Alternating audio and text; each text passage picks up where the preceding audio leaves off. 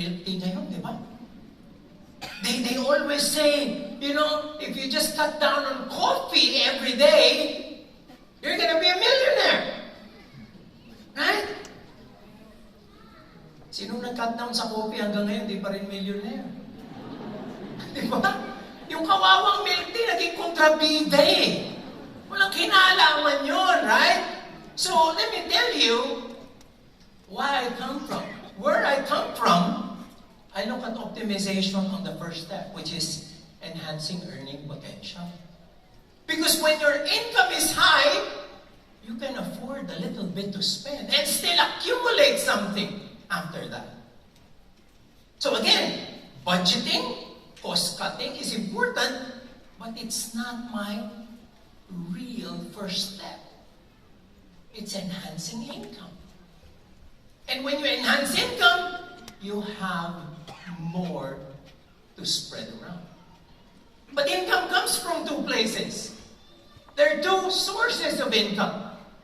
Active income and passive income. Active income is when we earn from our personal active participation in a profession or a field of endeavor or a business. Passive income is derived from income that is generated by our assets and investments. They say that active income is linear income. Why? Because you're the bottleneck. We all have 24 hours a day. If you're going to be paid for your time, you will never be earning enough because you cannot add to the 24 hours. You are going to be that bottleneck. But they say that passive income is exponential income. Because as you build passive income, it never grows lower because it doesn't need you. It doesn't need your participation. So we have to have both. And you see, studies have shown that if you want to be a millionaire in dollar terms, you have to have 7 sources of income. How many of you have 7 sources of income now? Raise your hands. Raise your hands. Is anybody here from the BIR? Maybe that's the reason why no one's raising a hand. I know that some of you are probably shy, but you would probably have that. But I guess for most Filipinos, the answer is really no. And you know what? Because for Filipinos, there is only one income, one avenue for income, and lots of avenues for expenses. Right? We were told, study, do well in class, get a job, get that income, and from there is a world of horizons in front of you. Di ba dapat baliktad? Larger avenues of income, lesser avenues for expenses. That's how you accumulate. That's how you accumulate. But why don't people do this? Why don't people do this? It's because we don't know how. There are only 2 questions I'm bound to answer here to increase and enhance your income potential. And the first question is this: what do you do with your money? What do you do with your money? I challenge many of you. Think now. Think. From the very first day you earn your first income.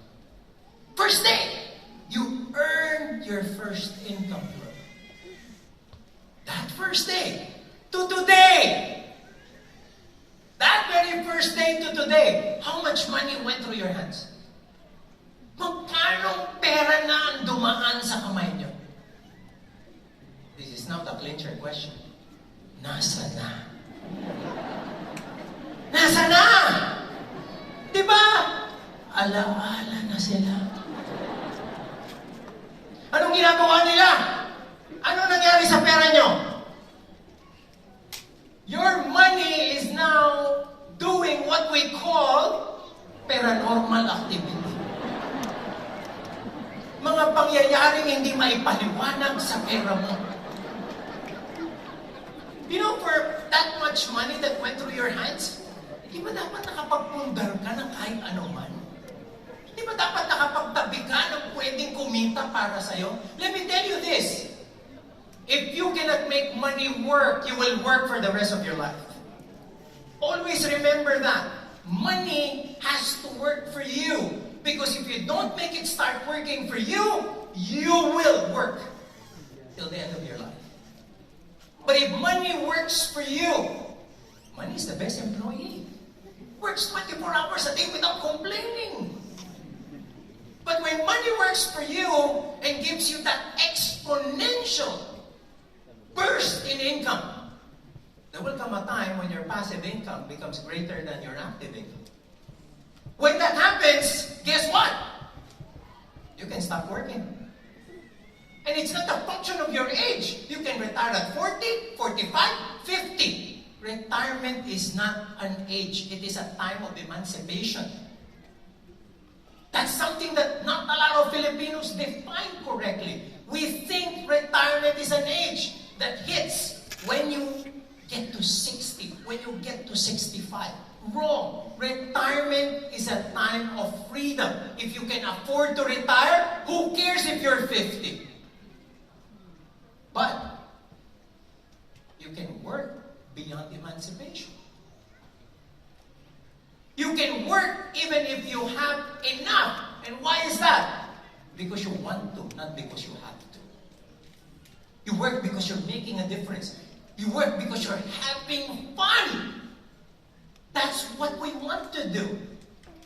That's why we want to make money work for us. And I thought, there's nothing biblical about this. Quite frankly, there is. There is. In fact, I even thought, saan galing yung 7 sources of income? What's that possibility? And I chanced upon this verse. You know, Ecclesiastes 11, 1-2. Ship your grain across the sea, and after many days you will receive a return. Invest in 7 ventures. Yung pala galing yung 7, akala ko rulong lang yun eh. Nauna pala yung Bible dun sa 7. In fact, in-stretch. Yes, in 8. Baka pwede mo bang dagdagan? You do not know what disaster may come upon the land. Again, interpretation, slide that follows. The interpretation is, save and invest. A rainy day will come. Are you ready for that rainy day?